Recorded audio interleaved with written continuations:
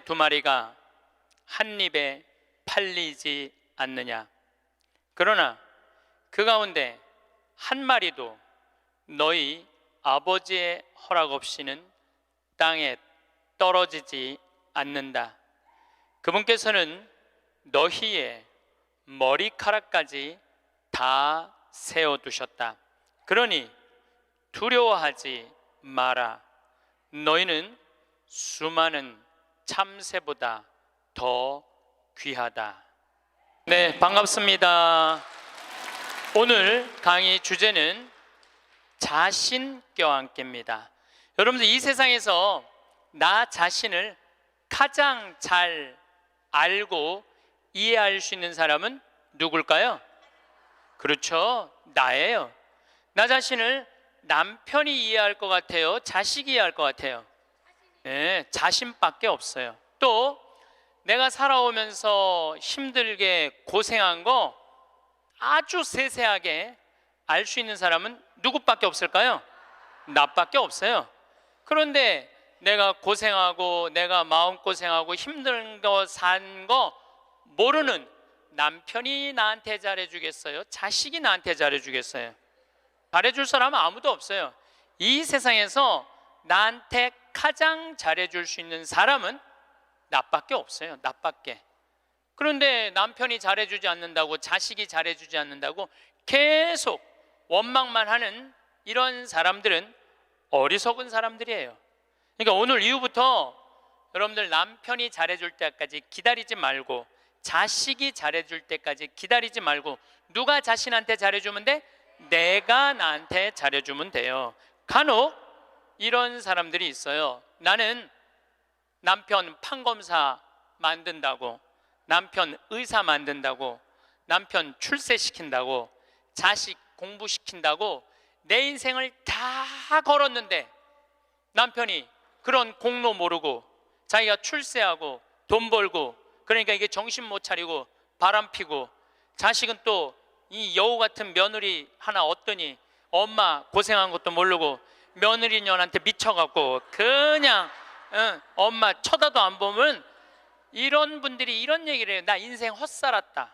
나 인생 내 모든 걸 걸었는데 남편도 나를 몰라주고 자식도 나를 몰라주고 나 인생 헛살았다. 이렇게 말하는 분들이 있는데, 오늘 이후부터 모두 걸지 마세요. 오늘 이후부터 반만 거세요. 반만. 남편하고 자식들, 주위의 친지 형제들 위해서 반만 거세요. 반은 누굴 위해서 남겨놔야 돼? 나를 위해서 남겨놔야 돼요. 왜냐? 내가 껍데기로 사는 한, 아무리 남편이 출세하고 아내가 뭐 행복하고 자식이 잘 돼도 다 소용없어요. 제가 지난 3월 달에 대구에 강의를 갔어요. 근데 거기 본당 신부님이 프란치스칸이었어요. 프란치스칸. 오늘처럼 날씨가 엄청 추웠어요. 근데 신부님이 맨발로 다니더라고. 양말을 안 신고 맨발로. 처음에는 프란치스칸 신부님들이 맨발로 다니는 신부님을 몇 분 봤어요. 정말 이상하더라고요. 그 추운데 맨발로 슬리퍼만 신고 다니는 걸 보니까 이상한데, 전 세계 프란치스칸 신부님들은 다 맨발로 다녀요.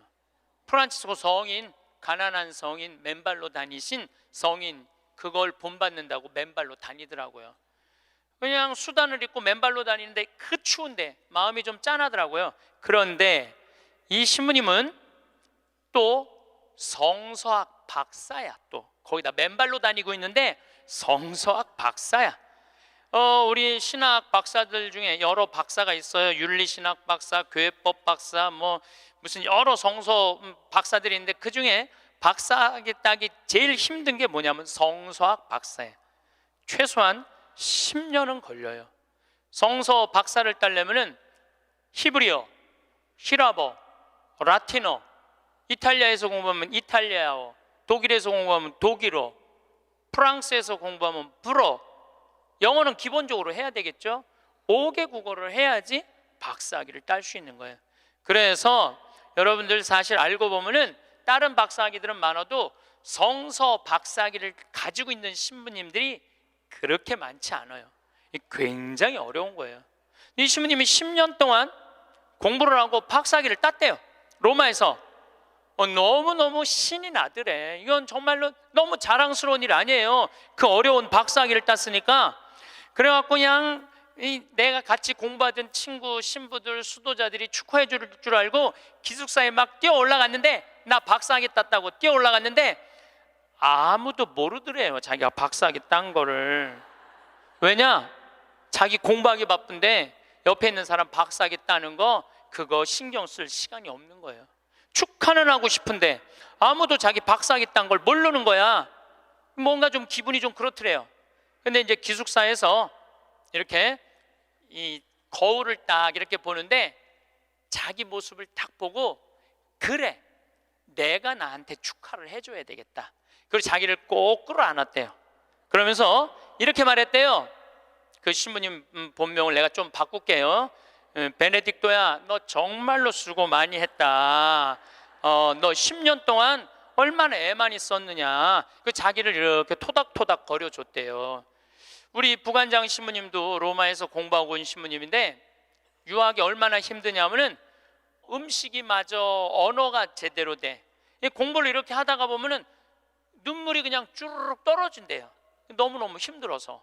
근데 그렇게 박사학위를 땄는데 축하해주는 사람 하나도 없다고, 나 고생했는데 알아주는 사람 하나 없다고 청승 들고 남 원망한들 남이 알아줘요? 아무도 안 알아줘요. 그러니까 누가 축하해줘야 돼? 내가 축하해줘야 돼. 저도 이렇게 인생을 이렇게 돌아보면 나 정말로 애 많이 썼어요. 살면서 애 많이 썼어요. 내가 처음 막 본당 신부 평택 비전동에 갔을 때 내가 본당 신부가 됐는데 주교님이 본당 분가하자마자 평택 안성 고속도로 옆에 진살이라는 동네가 있었어요. 근데 거기는 아무것도 안 들어왔어. 성당 분가하라고 명령이 떨어졌어요. 떨어졌는데 막 신설성당인데 돈이 어디 있어요. 명령은 떨어졌고. 그래서 이제 돌아가신 우리 김 신부님한테 가고, 정말로 멋있는 신부님이죠. 나 땅 사고 싶으니까 돈 좀 꿔달라고. 그래갖고 신부님이 그 자리에서 2억을 꿔주셨어요. 큰 성당에 계셨으니까. 그걸 갖고 땅을 사는데 사람들이 신부님 뭐하러 그렇게, 내가 땅을 몇 평을 샀느냐 하면 2,400평을 샀어요. 성당 터를 뭐하러 그렇게 큰 터를 사느냐. 그런데 성당 터는요, 한 번 사놓으면 1,000년이든 2,000년이든 가는 거야. 그거 뭐 300평 400평 그거 힘들게 귀양 살 거 세게. 그래서 근데 그때는 20년 전에는 땅값이 거기가 평당 16만 원밖에 안 했어요. 그러니까 2,000평 2,400평 살만 했죠. 그래갖고 이제 정말로 다른 사람들 반대도 많은데 내가 주님의 교회 세운다고 그래갖고 이제 땅을 다 사놓고 땅값 다 정리했죠. 그런데 20년이 지난 지금 그 성당은 2,400평이니까 공원이야, 공원. 성당이. 그리고 그 근처에 아파트가 다 들어와갖고 그건 너무너무 좋다는 거예요. 그런데 지금 그 성당의 교우들이 내가 그렇게 마음고생해서 땅 산 거 알 것 같아요? 모를 것 같아요? 몰라요. 알 수가 없어요. 그러면은 내가 그 진사리 교우들 내가 이렇게 힘들게 땅 사고 신축하라고 돈도 7억씩이나 줬는데, 땅값 다 주고 돈도 다 줬는데 그거 모른다고 내가 원망한들, 그 내가 어리석은 거예요? 모르는 사람들이 어리석은 거예요? 내가 어리석은 거예요. 그런데 저는 그런 생각해요. 야, 창현아, 너 정말로 애 많이 썼다. 그렇게 좋은 성당터 사갖고 아무도 모르고 누구만 알아? 나만 알아. 그럼 누가 위로해줘야 돼? 내가 위로해줘야 돼요. 그 내가 두 번째 성당은 능평이라는 성당 갔는데, 성당 터를 딱 받았는데 600평 터를 받았는데 길이 없는 땅을 산 거야. 뭔가 잘못돼 갖고 거기다 성당을 지으려고 그러니 교우들이 너무너무 마음이 아픈 거예요. 그래서 또 내가 또 한 성질 하거든요. 교구청에 뛰어 올라가고 길도 없는 데다 분가를 하고 이게 뭐냐 하고 난리를 쳐갖고 돈을 받아갖고 그 능평 성당도 2,400평을 샀어요. 제가 15년 전에 능평 성당에. 그래서 요즘은 그 동네가 땅값이 뛰어갖고 뭐 수백만 원이래, 평당. 근데 2,400평을 그때 샀으니까 참. 그런데 그거 지금 그 능평성당 교우들이 내가 그렇게 마음고생하면서 산 거 알 것 같아, 모를 것 같아요? 몰라. 모르는데 그거 모른다고 내가 섭섭하다고 그러고 내가 고생한 거 아무도 알아주는 사람 없다고 그렇게 남 원망만 하면 내 자신이요 웃기지도 않는 거예요. 내가 하느님의 교회, 하느님의 땅, 그리고 내가 땅을 삼으로 해서 수많은 교우들이 10년, 15년 지난 그 교우들이 거기서 행복공원 같은 성당에서 삼은 그걸로 됐지. 남이 굳이 알아줘야 돼? 그렇지 않아요? 대신 나는 나한테 이런 말을 해요. 너 참 기특하다. 너 정말 기특하다. 또 제가 강원도 평창에, 저는 수원교구 신부예요. 평창은 원주교구 소속이에요. 근데 거기다가 우리 교우들도 이제 좀 가서 쉴 수 있는 공간이 필요하다. 그래갖고 20년, 그것도 20년 전부터 제가 시작한 일이에요. 막 뛰어다니면서 거기다 집 질라고 그럴 때 수많은 사람들이 반대했어요. 수많은 사람들이 누가 거기까지 가냐, 그 많은 돈을 들여서 왜 거기다 집을 줘놓으려고 그러느냐, 뭐 정말로 칭찬보다는 욕을 훨씬 많이 들었어요. 근데 지금은 올 연말까지도 피정이 끝나고 내년 10월 달까지 예약이 끝났대. 내년 10월 달까지. 그러니까 이 얘기 무슨 얘기냐 하면 교우들이 이제는 쉬고 싶은 거야. 쉬고 싶은데 그런 쉴 수 있는 공간이 필요하다는 거를 나는 아는 거고 내가 느낀 거야. 아무도 칭찬해 주는 사람 없고 함께 해 주는 사람 없어도 내가 열심히 해갖고 우리 교우들한테 휴식 공간을 제공해 줬어요. 제공해 줬으면은 그걸로 족한 거야. 남이 나를 알아주지 않아도 스스로 원망하지 않고 그걸 즐길 줄 아는 사람이, 공자님이 그런 사람이 군자라고 그래요. 저는 뭐 군자까지는 아니더라도 여러분들도 마찬가지예요. 여러분들도 6.25 전쟁 끝나고 난 다음에 똥구녕이 찢어지도록 가난한 시절에 그 힘들게 살아가면서 월세 살면서 정말 돈 아껴갖고 전세로 가고 지금 이렇게 살기 좋은 아파트에 살면서 그 자식들 조금 편안하고 안락하고 쾌적한 데서 좀 살게 해주려고 평생을 애를 썼는데 자식들이 아무도 몰라줘. 그러면은 나 6.25 전쟁 끝나고부터 고생한 거 일일이 매번 얘기해 주면은 그 사람들이 좋아할 것 같아요? 지겨워할 것 같아요? 지겨워해요. 누구만 만족하면 돼? 나만 만족하면 돼요. 그래서 여러분들도 오늘 이후부터 주위 사람들한테 인정받으려고 하거나 이해받으려고 애쓰지 마세요. 누가 이해해 주면 돼? 내가 이해해 주면 돼. 누가 인정해 주면 돼? 내가 인정해 주면 돼. 얼마나 속이 편하네요. 그렇죠? 그러니까 나한테 잘해줄 수 있는 사람은 이 세상에 누구밖에 없어? 나밖에 없는 거야. 나밖에. 그런데 30살서부터 60살까지 30년 동안 여러분들이 시집 와서 밥하고 빨래하고 청소하고 애 낳고 애 키우는 가사 노동비를 계산하면 한 달에 얼마치 일을 하시느냐 하면은 350만 원어치 일을 하는 거래요.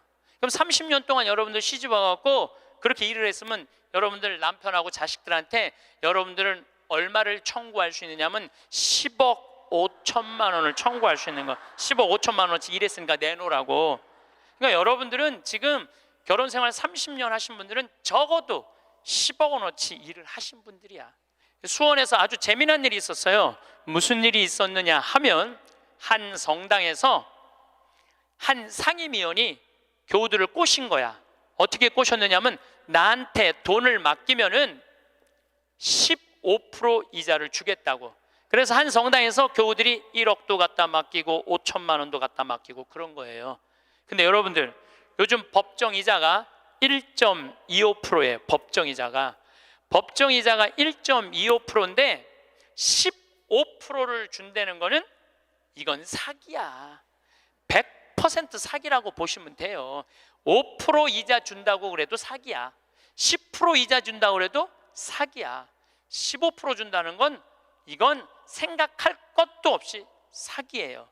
그런데 1억을 은행에다 맡기면 한 달에 얼마를 받느냐면 10만 4천 원을 받아요. 여러분들이 지금 1억을 은행에다 맡기잖아요. 그럼 한 달에 10만 4천 원을 받을 수 있어요. 근데 이 사람 전례 분과장이래. 성당에 전례 분과장한테 맡기면은 한 달에 얼마를 받을 수 있느냐면은 125만 원을 받을 수 있는 거야. 그러니까 눈이 뒤집혀져요, 안 뒤집혀져요? 판단력이 사라져요, 안 사라져요?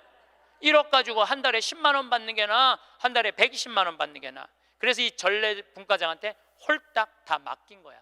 근데 요즘 경제 성장이 1%, 2% 그러는데 무슨 재주로 15% 이자를 줘요? 이 사람 결국은 지금 감옥에 갔어요. 300억은 다 날라갔고. 그러면 이 사람들은 5천만 원, 1억 맡긴 사람들 돈 이거 다 날라간 거예요. 써보지도 못하고 날라간 거야. 뭐 이자 한두 번 받아 먹었겠지. 한두 번 해먹으려면은 좀 꼬셔야 될 거 아니야.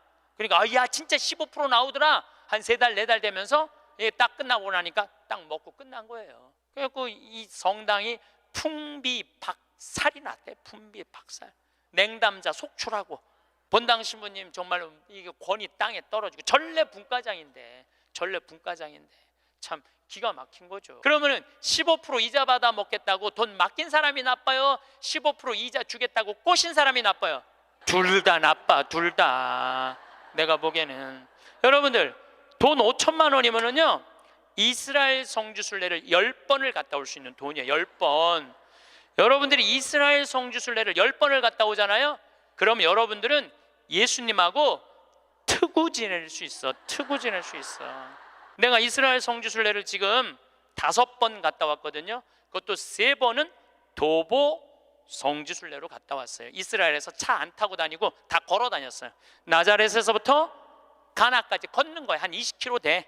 그러니까 성모님, 예수님하고 성모님 가나 혼인잔치 갈 때 성모님 나귀에 태우고 예수님 걸어서 어머니 모시고 그 아마 가까운 친척 됐겠죠. 가갖고 하고 그 다 걸은 거야. 또 가나에서부터 갈릴리아까지 한 40km 돼. 그것도 다 걸었어. 이게 걸어보니까요 성서 말씀이 거의 튀어나와 나한테. 너무너무 좋더라고요. 5번 걸어보니까 예수님하고 나는 지금 어떤 상태냐면 거의 틀라고 그래 지금. 거의 틀라고 그래. 예수님하고 거의 틀라고 그래. 근데 성서 강의라면서 병 고치는 얘기를 하는데 나는 치유의 은사가 없다. 고민을 했어요. 기도를 했어요. 하느님 뭔가 좀 치유를 하고 싶은데 이게 손에서 뭐가 나와야지 이게 치유를 해줄 거 아니냐. 그랬더니 하느님이 하시는 말씀이 꼭 네 손으로 해야 되느냐. 네 손으로. 의사 손 빌리면 안 되느냐. 그래갖고 내가 가톨릭 의료원에 연락했어요. 빈센트 병원에 연락해갖고 뭐라고 그랬냐면은 정말로 수술하면 꼭 나을 수 있는데 돈이 없는 사람 나한테 연락해라. 그래갖고 강의 끝나고 난 다음에 강의로 기분 좋으면은 강사료 다 내라. 한 600명 들어오는 데니까 한 600만 원 모아지겠지. 그리고 만약에 모자라면 내 인세 있잖아. 책 파는 거, CD 파는 거. 그게 어마어마하거든요. 그거 뭐 할 거야? 내가 마누라가 있어, 자식이 있어. 그거 해갖고 12명을 선정을 해서 지금 찾고 있어요. 그런데 내가 어린애 아이를 찾아달라고 그러니까 그 병원에서 그러는 거, 신부님 이제 우리나라가 시스템이 잘 돼 있어갖고 돈 없는데 심장병 어린애들은 다 고쳐준대요. 재단이 많아서. 그러니까 애들은 신부님이 안 고쳐줘도 된대. 야, 우리나라 좋은 나라야 보니까. 그러면은 일반인들도 웬만한 제도에 걸리면은 다 고쳐줄 수 있대요. 근데 누가 어려우냐면 외국인 노동자들, 그 사각지대에 있는 사람들, 그런 사람들이 정말로 수술하면 날 수 있는 사람들인데 돈이 없어서 못하는 사람이 있다는 거. 골라라. 아니 여러분들 꼭 치유를 안수기도로 해갖고 꼭 고쳐줘야 돼? 이게 날지 안 날지도 모르는데 이걸 눌러갖고 이게 차라리 의사 손 빌려갖고 확실하게 고쳐주는 게 낫지 않아요? 그렇죠?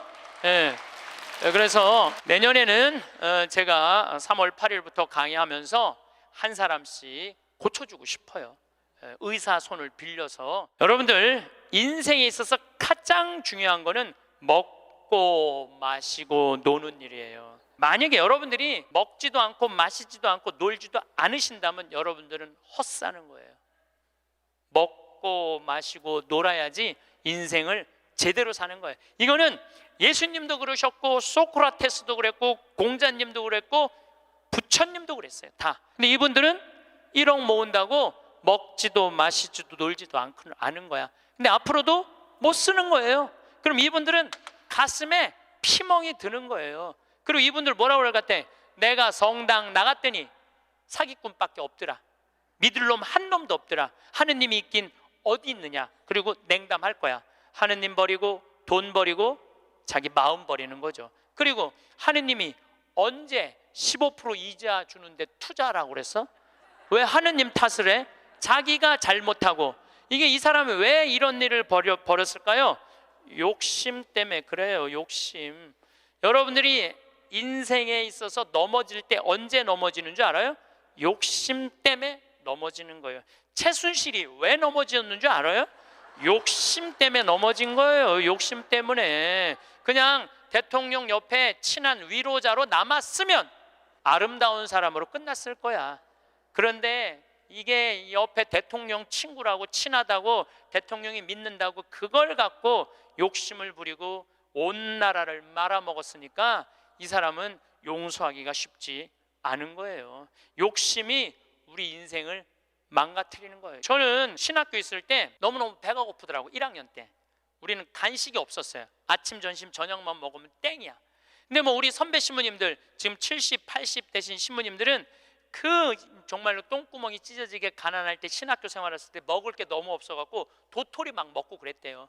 도토리를 먹으면 이게 얼마나 이게 똥이 나오는 게 아니라 돌이 나오는데 돌. 그래서 막 파냈다는 거. 똥이 안 나와갖고 파냈다는 거예요.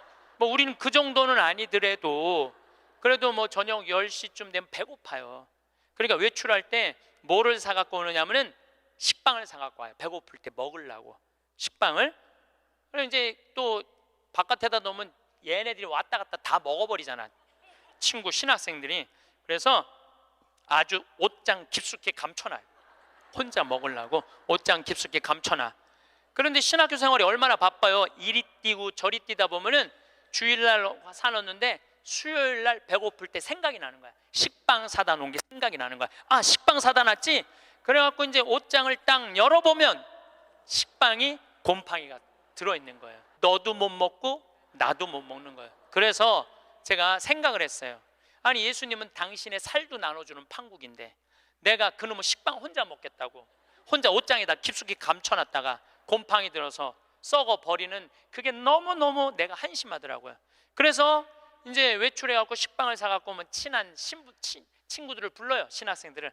그래갖고 친구들하고 나눠주는 거 식빵. 너 3장, 너 3장, 나 3장, 나 4장 이렇게 해갖고 이렇게 서로 나눠 먹어. 나눠 먹고 나면은 그 친구들이 외출하고 돌아오잖아요. 외출하고 돌아오면은 자기네들이 먹을 거 사면 다 불러요. 나한테 식빵 얻어 먹은 애들은. 그래갖고 또 나눠 먹어. 그래서 신학교 내내 정말로 풍요롭게 살았어요. 넉넉하게, 행복하게. 우리가 재물을 자기를 위해서 쓰는 것도 중요하지만 남을 위해서 쓰는 것도 중요합니다. 우리 직원들이 나한테 와서 그러는 거예요. 날 혼내는 거예요. 신부님도 은퇴해서 돈이 필요하다는 거예요. 아니, 지금이야 신부님 강사료도 많고 인세도 많고 찾아오는 사람도 많고 용돈도 많이 주지만 신부님 은퇴하면 생각하는 사람 아무도 없다는 거야. 찾아오는 사람도 없고 불러주는 데도 없으면 신부님 늙어서 맛있는 것도 먹고 여행도 다니고 싶은데 돈 없으면 어떻게 하려고 이 돈을 다 써버리느냐고 나를 막 혼내더라고. 직원들이 돈 쓰지 말라고. 나중에 은퇴하고 나면 거기서 돈 많이 행복하게 살려면은 저는요, 만약에 내가 은퇴했는데 주머니에 돈이 한 푼도 없잖아요. 그럼 난 어떻게 할 거냐면은 사제관에 가만히 앉아 있을 거야. 돈 없는데 어떻게 그냥 사제관에 가만히 앉아 있어야지. 그런데 문제는 20년 후에 돈을 쓰려고 지금 신나는 일이 너무 많은데, 재미난 일이 너무 많은데, 의미 있는 일이 너무 많은데 그 20년 후에 쓰려고, 그거를 나중에 쓰려고 내가 이걸 가지고 있다면은 나는 그렇게 살고 싶진 않다는 거예요. 지금 먹고 마시고 쓰고 놀고 나눠줄 거 다 나눠주고 막 쓰다가 70살 돼갖고 은퇴했는데 돈이 없으면 어떻게 해? 가만히 있으면 돼. 그걸 뭐 걱정을 하고 막 혼을 내고 그러더라고 나한테. 그리고 중요한 건 내가 은퇴할 때까지 살지 안 살지 어떻게 알아? 그렇지 않아요? 많은 경우 여러분들도 그런 분들이 있어요. 나중에 쓰려고 지금 한 푼도 안 쓰는 분들 많아. 근데 나중에 언제 어떻게 될 줄 알고 그걸 나중에 쓰려고 지금 안 써. 쓰려면 언제 써? 지금 써요. 보통 여러분들 여행을 다니면은 유럽 여행 한번 가면 400만 원 정도 들잖아요. 400만 원 정도 들면은 평생 한번 가는 거잖아요. 여러분들 자식이 뭐 보내주든 뭐 개를 모아갖고 가든. 그래갖고 이제 한 60 되신 분들이 여행을 떠나. 유럽으로 로마, 파리 막 베드로 성전 가. 근데 딱 비행기에 타고 버스를 딱 타면 가이드가 이런 말을 합니다. 여러분들 이제 내리면 여기 팁이 굉장히 중요하다고. 딱 버스에서 내리면 벨보이들이 짐을 여행용 가방을 호텔 방까지 했을 때 팁을 1달러를 주시는 게 예의라고. 또 호텔에서 나올 때 그 침실 청소하고 정리하고 침대 정리하는 사람들에서 1달러 그거 주는 게 예의라고. 그럼 이때부터 머리가 복잡하기 시작을 해요. 이때부터 머리가 복잡한 거예요. 그래갖고 이제 딱 버스에서 내렸는데 가이드 말대로 막 애들이 막 와갖고 막 가방을 막 들어. 그러면은 이 60대 할머니가 한마디 해요. 이거 놔두라고. 내가 들고 간다고. 내가. 그런 게 그렇게 주는 게 아까우면은 그런 분들은 그냥 가지 말고 집에 가만히 있어. 돌아다니는 어딜 돌아다녀.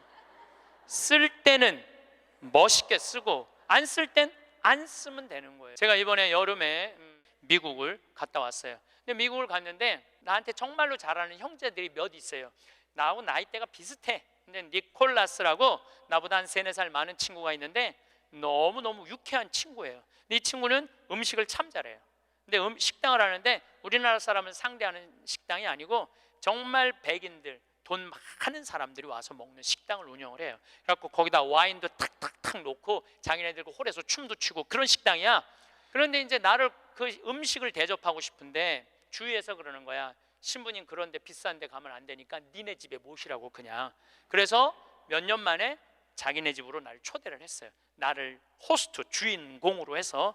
그래갖고 이제 한 10명 주위에 있는 그 친한 친구들 10명이 초대받아서 갔는데 자기 식당의 셰프, 주방장을 데리고 온 거예요. 근데 음식이 나오는데 정말로 맛있게 나오더라고. 참 별로 먹어봤던 적이 없는 기가 막힌 음식들이 나와서 또 영어로 막 설명을 막 하는데 정말 맛있더라고요. 그래서 뭐 나는 뭐 딜리셔스 계속 이러면서 먹었죠. 계속 그랬는데 우리 니콜라스가 신부님 세계 모든 데 강의 다니고 많은 사람들 위로하고 그러니까 내가 오늘 특별하게 아끼는 와인을 내겠다는 거예요. 근데 와인이 나왔는데 그야말로 몇백만 원짜리 와인이 나온 거예요. 내가 가격을 여러분들 위화감 조성할까 봐 말을 안 할 건데 내 생태마을 월급 한 3달치 와인이 나온 거예요. 생태마을 월급. 그 와인 기가 막히게 1995년 보르도산. 그때 굉장히 가물었대요. 그래갖고 이 포도가 흙을 빨아들이는 거예요. 땅 힘을. 그 포도로 만든 와인은 가격이 아주 천양지차라는 거예요. 그거를 그냥 열 몇 명이 이렇게 나도 이제 한 잔 반 먹고 고기하고 먹는데 정말로 특별하더라. 그 비싸서가 아니라 우리 니콜라스의 마음이 너무너무 특별하더라고요. 근데 그 다 공짜 아니에요. 공짜잖아요. 그런데 이제 거기 셰프가 왔다 갔다 하는데 내가 주인으로서 뭔가 좀 고맙다는 표시를 해야 돼갖고 셰프를 불렀어요. 팁을 줘야 되겠다. 그래서 이제 속으로 고민을 했죠. 가슴이 심장이 쫄깃쫄깃했지. 50달러를 줄까 100달러를 줄까. 그런데 결국은 이제 50달러를 줬어요. 50달러를 딱 줬는데 너무너무 그 백인 셰프가 고맙다고 그러더라고요. 지금 후회돼. 왜 100달러를 못 주고 그걸 50달러밖에 못 줬나. 웬만한 식당에 가서 몇백만 원짜리 와인을 먹는데도 기분 좋게 100달러를 주면 그 니콜라스 사장도 기분 좋고 셰프도 기분 좋고 거기 있는 사람들도요. 내가 딱 멋있게 딱 팁을 주고 하면은요 뒤에서 그래. 야 우리 신부님 정말 멋있다. 근데 내가 하나도 안 내놓고 그냥 가면 저 신부님 쫌스러우네. 다 그래요. 알고 보면. 그래서 우리가 인생을 살면서 내가 가치로우려면 내가 벌은 재물을 나눌 줄도 알고 자기를 위해서 멋있게 쓸 줄도 알아야 돼. 근데 만약에 여러분들 돈이 없으면 여러분들 어떻게 하면 되냐면 집에 가만히 있으면 돼. 그것도 결코 슬픈 거는 아니에요. 잘 죽으려면 잘 살아야 돼요. 잘 살려면은 자신한테 잘해줘야 돼요. 아주 단순해요. 그러면은 자신한테 잘해주려면은 첫 번째 전제 조건이 있어요. 내가 누군지를 알아야 돼. 내가 누군지. 여러분 요즘 텔레비전 보면은 인문학 특강 그러죠? 뭐 한 2010년부터 인문학 특강 열풍이 불었어요. 근데 그 인문학 특강의 주제는 이 세 가지예요. 자신 껴안기, Who am I? 내가 누구냐? 내가 누구냐를 질문할 줄 알아야 돼요. 여러분들 60평생 살면서 내가 누군지 모르고 살아간다면 그건 참 답답한 인생이에요. 소크라테스는 뭐라고 그랬어요? 너 자신을 알라라고 그랬죠? 부처님은 뭐라고 그랬냐면 자신이 누군지를 아는 사람은 부처고 자신이 누군지 모르는 사람은 중생이라고 그랬어요. 중생. 그러니까 60평생 살면서 내가 누군지 모르고 사는 사람은 그냥 중생으로 사는 거예요. 껍데기로 사는 거예요. 나는 누구냐? 나는 천주교 사제다. 하늘나라의 기쁨을 전하는 사람이다. 예수님의 사랑을, 예수님의 그 깊은 사랑을 느끼도록 해주는 사람이다. 항상 저는 물어봐. 내가 누구냐? 나는 누구냐?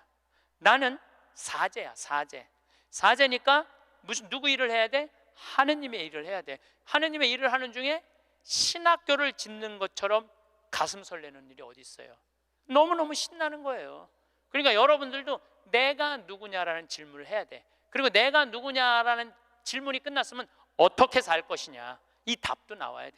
그리고 중요한 거는 어떻게 죽을 것이냐, 이게 중요해요. 여러분들, 내가 어떻게 죽을 것, 죽는 것도 시나리오가 필요하다니까요. 죽는 것도 내가 어떻게 어떤 과정으로 죽을 것이다, 시나리오가 필요해요. 그런데 한국 사람들은 참 죽는 거를 싫어해요. 어떻게 해서든지 안 죽으려고 그래. 어떻게 해서든지 안 죽으려고 그래. 만약에 우리 동네에 공동묘지가 들어온다면 난리도 아니야. 왜? 우리는 죽음에 대해서 부정적이거든요. 죽음은 어둠이라고 생각하고 절망이라고 생각하고 영원한 어둠이라고 생각을 해. 그러니까 만약에 우리 동네에 공동묘지가 들어온다 그러면은 난리도 아니야. 이건 뭐 막 결사반대, 막 그냥 어떻게 결사반대 깨물어 갖고 막 결사반.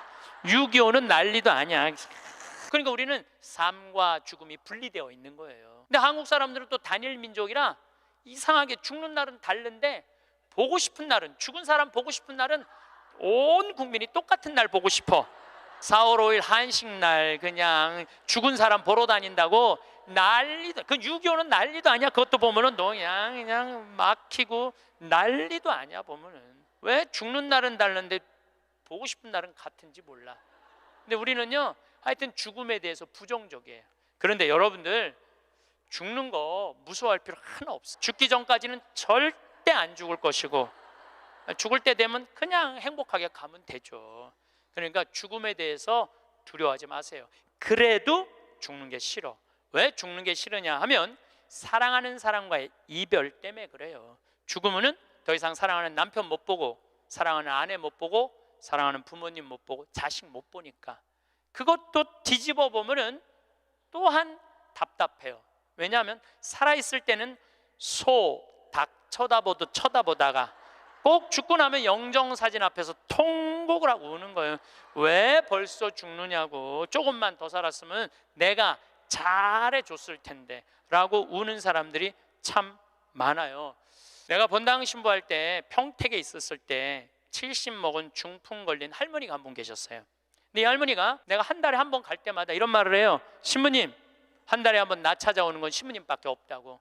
아들이 하나 있는데 10년째 한 번도 안 찾아왔다는 거예요. 이 할머니가 돌아가셨어요. 초상집에 갔는데 그 영정사진 앞에서 통곡을 하고 우는 자식이 하나 있더라고요. 10년째 한 번도 안 온 자식. 뭐라고 우느냐면은, 어머니 왜 기다려주지 않고 벌써 돌아가셨느냐고. 조금만 더 기다렸으면 내가 돈 벌어서 어머니 효도할 텐데 왜 내 마음을 몰라주고 왜 기다려주지 않고 벌써 돌아가셨느냐고. 나는 어떻게 하라고 이렇게 돌아가시느냐고 울며 불며 통곡을 하더라고요. 저는 그렇게 우는 자식을 이렇게 바라보면서 속으로 이런 생각이 들었어요. 너는 10년 후에 엄마가 80에 죽어도 똑같이 말할 자식이야. 10년 후에 똑같이 말할 자식이에요. 10년 후에 엄마가 80에 돌아가도 어머니 왜 기다려주지 않고 벌써 돌아가셨느냐고, 조금만 더 살았으면 내가 돈 벌어서 효도할 텐데 라고 말할 자식이에요. 혹시 여러분들 자식들 가운데 지금 손자 손녀 키운다고 먹고 살기 힘든다고 여러분들 찾아오지 않아? 그런 자식들이 이렇게 말해. 어머니 조금만 기다리세요. 내가 조금만 이 어려운 일 끝나고 나면 어머니 잘 모실 테니까 조금만 기다리세요 라고 말하는 자식이 나중에 정말로 효도할 거라고 믿고 있다면 어린 반푼어치도 없는 기대를 하고 있는 거예요. 지금 효도하지 않는 자식은 나중에도 효도하지 않아요. 그러니까 잘해주려면 언제 잘해줘? 지금 잘해줘요. 혹시 여러분들 남편들 가운데 술 좋아하는 남편이 있어. 근데 술 먹고 결국은 술 때문에 죽었어. 그러면은 그 남편 앞에서 이렇게 우는 자매들이 있어요. 이렇게 죽을 줄 알았으면 그 좋아하는 술이라도 한번 마음 놓고 먹게 할 걸. 이렇게 말하는 자매 있어요. 아니, 내 손 붙잡고 얘기하는 자매가 몇 있었어요. 신부님, 이렇게 죽을 줄 알았으면 그렇게 구박 안 하고 술이라도 마음껏 먹게 할 걸. 너무 후회된다고. 죽고 나서 후회하지 마시고 살아있을 때 잘해주세요. 어차피 먹는 술인데 마음 편안하게 한번 먹게 해주면 어디 매일 그렇게 해주라는 게 아니야. 한 번쯤 그렇게 해주라는 거야.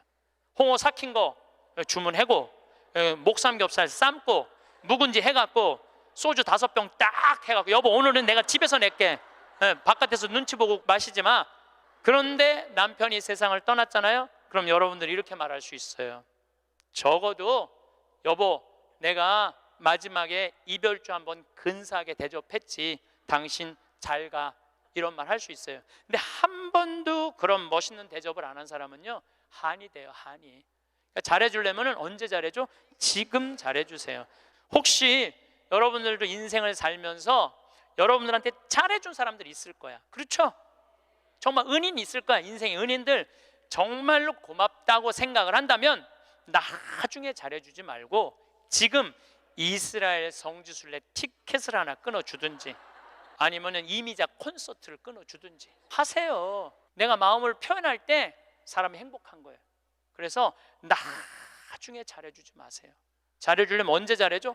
지금 잘해주세요. 지금. 그러니까 죽는 거, 죽기 전까지는 절대 안 죽을 것이고, 살아서는 열심히 사랑하고 죽어서는 천당 갈 건데 뭐가 그렇게 죽는 게 무서워?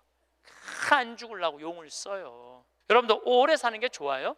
막 80살에서부터 100살까지 누워서 똥오줌 싸가면서 벽에 똥칠해가면서 오래 사는 게 좋아요? 네가 누군지 내가 누군지도 모르면서 자식들 서로 네가 모실 거냐 내가 모실 거냐 하면서 원수 만들어가면서 오래 사는 게 좋아요? 나는 오래 사는 건 좋은 게 아니에요. 오래 사는 거는 그냥 사는 날까지 즐겁게 사는 게 중요한 거야. 그냥 사는 날 매일매일 즐겁게 사는 게 제일 중요해. 먹고 마시고 노는 일이 참 중요한 거예요. 그래서 여행도 다니고 피정도 이렇게 다니고 친구들하고 단풍 구경도 가고 돌아다닐 수 있을 때까지 돌아다니다가 86살에 그냥 주무시다가 죽어. 그냥 100살까지 건강하시면 안 죽어도 돼요. 그런데 돈 쓰는 거 아까워갖고 돈 쓰는 거 무서워갖고 쓰지도 못하고 뒷방에 쭈그리고 앉아서 그러면 어떻게 되는 줄 아세요? 다리에 힘 풀리면 누워서 똥오줌 싸요. 너도 피해주고 나도 피해주는 거야. 그런 사람들이 힘든 거예요. 그냥 건강하게 움직이는 사람은 사는 날까지 건강하게 살 수 있어요. 행복하게 살 수 있어요. 그렇게 살으라는 거예요. 저는 여러분들이 사는 날까지 즐겁게 살기를 바라는 거예요. 저는 6년 전에 위암 수술을 했어요. 위를 3분의 2를 잘라냈어요. 근데 제가 6년 전 4월 6일 날 수술을 했는데 2월 달에 진단을 받았어요. 2월 달에 진단을 받았는데 내가 수녀님한테 그랬어요. 수술 날짜가 언제냐? 4월 6일이라고. 내가 4월 3일까지 사순 특강 잡아놓은 스케줄이 있으니까 4월 3일까지 강의를 하겠다. 그리고 4월 3일 날 병원에 들어가겠다. 수술하고 3일 지나고 나서 조치를 별로 취하는 게 없더라고. 요즘은 더 이상 조치 취할 거 있느냐? 없대. 난 퇴원해야 되겠다. 수술 강의가 많아서. 그래서 나갔어요. 근데 수녀님이 또 전화 왔어. 신부님, 죽는 거 무섭지 않냐는 거예요. 죽는 거. 난들 왜 죽는 게 안 무서웠겠어? 이렇게 멀쩡하게 강의하고 저녁에 사제관에 가갖고는 누워서 죽으면은 어떻게 하나 고민했죠. 근데 내가 46 인생을 돌아보니까 50개 나라를 다녔어요. 하고 싶은 대로 다 하고 산 거예요. 그리고 2개 본당 신부, 평택 비전동, 경기도 광주 능평 본당 신부 하면서 교우들 원 없이 사랑했고 사랑받았고, 또 평창에 들어와서 생태마을 꾸며서 수많은 정말 외롭고 힘든 사람들 와서 행복 느끼고 삶이 변하고, 뭐 우리나라 교우들만 전 세계에 있는 우리 교우들도 많이 오고, 우리 천주교 신자만 개신교, 불교, 비신자들도 많이 와서 행복을 느끼고, 딱 마음에 하나 걸리는 게 있었어요. 부모님 앞서가는 거. 불효 중에 최고의 불효는 뭐예요? 부모님 앞서는 거예요. 나는 우리 어머니 아버지가 너무 오래 살아. 죽고 싶어도 부모 때문에 못 죽어. 그래서 전 수술할 때까지 집에 안 알렸어요. 1달 반 동안 안 알려서 뭐 좋다고 알려. 수술할 때도 교구청의 관리국장, 우리 지금은 이제 천진암에 가셨지만 관리국장님한테 연락하고 사인하라고 그랬어요. 수술 끝나고 내 얘기 다른 사람한테 들을까 봐 그때 말씀드렸어요. 부모님 외에는 언제든지 떠날 수 있어요. 여러분들도 떠날 준비를 하셔야 돼요. 그래서 여러분들, 제가 요즘 이 강의 때문에 자료를 좀 보니까 참 중요한 얘기예요. 여러분들 자식들하고 나 의식이 없으면은 어떻게 하라고 얘기해 줘야 돼요. 이따가 죽었어. 그러면은 어떤 자식은 수술을 해야 된다, 어떤 자식은 그냥 놔두자 이러면서 자기네들끼리 또 싸워.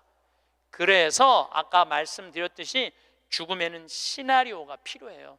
내가 어떤 과정으로 죽어갈 것이냐. 그래서 여러분들 죽음의 문제만 해결되면요, 사는 문제도 그렇게 어렵지 않습니다. 제가 마지막 아름다운 노년을 위해라는 글을 마침 기도로 바치겠습니다. 성부와 성자와 성령의 이름으로. 우리는 살아오다 어느 날 문득 노년을 보내고 있는 자신을 발견하게 된다. 머리카락은 희끗희끗 반백이 되어 있고 생각과 말과 몸은 마음같이 움직이지 않고, 자신보다 훨씬 커버린 자녀들은 사회인이 되었고, 영원히 함께 있을 것 같았던 그들이었건만 이내 하나둘 우리들의 품을 떠나가며 어느새 결혼을 하여 아빠 엄마가 되어 있다.